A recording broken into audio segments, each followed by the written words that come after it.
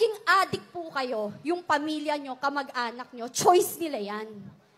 Yung nagbenta sila ng droga, choice nila yan. Yung naging drug lords and drug dealers sila, choice din nila yan. Pero yung mga naging biktima ng mga yan, ng drug dealers, ng drug addicts, saka drug pushers, hindi ho nila choice na maging biktima. So please, tigilan nyo kami. If you want, pag-usapan natin ng human rights, mas ipaglaban nyo ang 2 taong ginahasa, 5 taong ginahasa, lolang ginahasa, ang pinatay na mawalang kamalay-malay, yun ang ipaglaban nyo. Yun ang masakit. Kasi pinaglalaban nyo, kriminal. Pinaglalaban nyo mga walang kwenta. I'm sorry, hindi ako sorry, not sorry.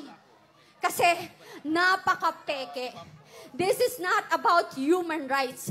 This is a political assassination. Kasi kung kampante kayo at talagang confident kayo na ang liderato nyo ay nasa tama at okay, hindi kayo manggigipit ng tao.